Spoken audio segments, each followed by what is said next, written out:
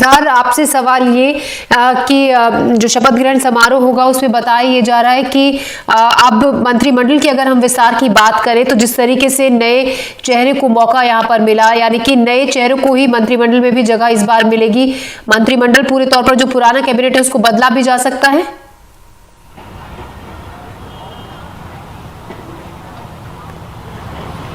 जुल्फिकार, आप तक आवाज हमारी पहुंच रही है? जी, आपकी आवाज आ रही है। जुल्फिकार, अगर हम मंत्रिमंडल विस्तार की बातचीत करें तो जिस तरीके से सीएम के चेहरे को इस बार बदला गया है, नए चेहरे को इस बार मौका दिया गया, यानी कि मंत्रिमंडल में भी इसी तरीके के बदलाव देखने को मिल सकते हैं।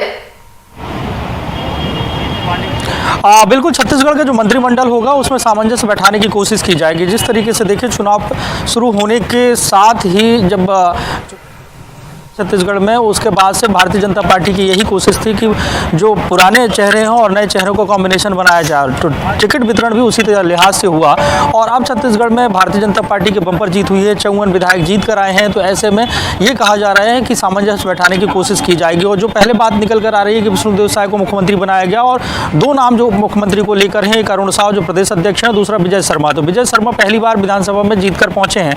तो ऐसे में ये यहाँ से संकेत ही समझ में आ जाते हैं कि भारतीय जनता पार्टी अगले 15 से 20 साल तक के लिए छत्तीसगढ़ में नई पौध को तैयार कर रही है, नई लीडरशिप को तैयार कर रही है। क्योंकि छत्तीसगढ़ में ये कहा जाने लगा था जब 15 साल तक भारतीय जनता पार्टी की सरकार रही और तब मुख्यमंत्री डॉक्टर रमन सिंह हुआ करते थे कि छत्तीसगढ़ में जो दूसरी पंक्ति के नेताओं को तैयार नहीं किया गया है। तो इस बार इस तरीके का फैसला भारतीय जनता पार्टी ले सकती है और कई सारे जो नाम हैं और जिनके नाम हैं भी नहीं, तो भारतीय जनता पार्टी वो चौंकाने वाले फैसले ले सकती है।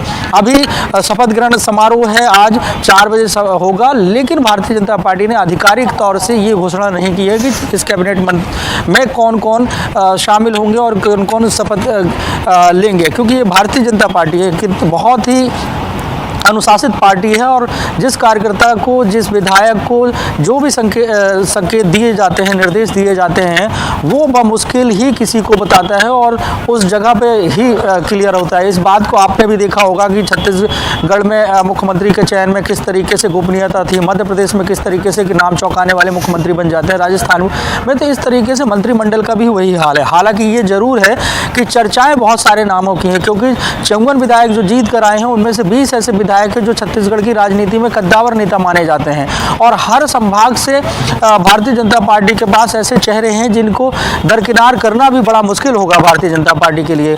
अगर सरगुजा की ही बात कर ले तो सरगुजा में आप देखें कि विष्णुदेव साय मुख्यमंत्री तो बन गए हैं, लेकिन मुख्यमंत्री के नाम पर चर्चा थी रेणुका सिंह की, जो केंद्रीय राज्य मंत्री थी। केंद्रीय राज्य मंत्री के पद से इस्तीफा दिया, सांसद के पद से इस्तीफा दिया, विधायक है। तो क्या भारतीय जनता पार्टी उन्हें मंत्री नहीं बनाएगी?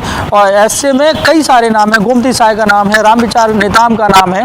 तो ऐसे नाम है जिनको भारतीय जनता पार्टी को सामंजस्य बैठाना है। और सबसे बड़ी बात यह है कि जो नियम है कि 15% ही मंत्रिमंडल में शामिल हो सकते हैं जो विधानसभा की संख्या होती है, उस लिहाज से छत्तीसगढ़ में मुख्यमंत्री समेत 13 मंत्री ही बनने हैं। तो वो तमाम बातें हैं जिसे भारतीय जनता पार्टी कोशिश करेगी कि सभी संभाग, सभी जाति, युवा और सीनियर दोनों, इन सब का कॉम्बिनेशन हो और ऐसा मंत्रिमंडल हो जो छत्तीसगढ़ के विकास को 2024 की जो मंशा है भारतीय जनता पार्टी की, छत्तीसगढ़ के 11 में 11 सीटें जिताने की, वो पूरा हो सके। जी सॉरी, माफ कीजिएगा जुल्फिकार, यानी कि एक मैसेज इसको माना जा सकता है उन कार्यकर्ताओं के लिए, पार्टी के जो छोटे कार्यकर्ता हैं, कि पूरी मेहनत और लगन से वो इस तरीके से काम में जुटे कि नंबर उनका भी आ सकता है, कभी भी नंबर आ सकता है। क्योंकि अभी जो चेहरों का जिस तरीके से चुनाव हुआ है उससे ये तो साफ है कि सभी नजर में होते हैं, चाहे वो छोटा कार्यकर्ता हो या बड़ा कार्यकर्ता हो।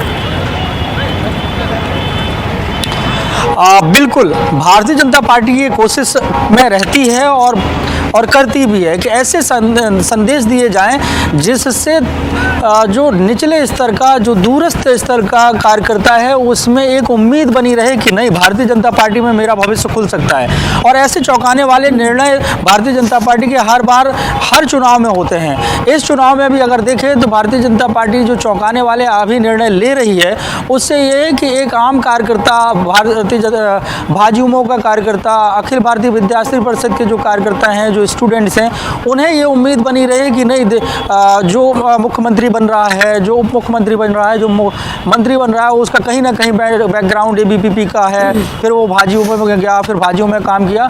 तो कार्यकर्ताओं की भारतीय जनता पार्टी में पूछ परख है, और यही अगर संदेश ज़मीन तक पहुंच जाता है तो एक बड़ी जो संख्या है वो भारतीय जनता पार्टी से जी जान से जुड़ जाती है। और ये संकेत भारतीय जनता पार्टी देने की पूरी कोशिश करती है और दिया भी है। छत्तीसगढ़ के सीन में देख लें, मध्य प्रदेश और राजस्थान के, तो यहाँ पर जो संकेत दिए हैं भारतीय जनता पार्टी ने, तो उससे जो कार्यकर्ता है वो पूरी ताकत लगाने की कोशिश करेगा कि आने वाले वक्त में उसकी भी किस्मत खुल सकती है अगर वो पूरी ईमानदारी से, पूरी मेहनत से अगर भारतीय जनता पार्टी में काम करता रहेगा। तो ये संदेश बहुत बड़ा होता है, और इस संदेश से ये समझा जा सकता है कि भारतीय जनता पार्टी जो निर्णय ले रही है वो अगले 20 साल तक के लिए निर्णय ले रही है कि आज से जो दूसरी पंथी के नेतृत्व तैयार होगा उसका फायदा भारतीय जनता पार्टी को आने वाले वक्त में मिलेगा। जी।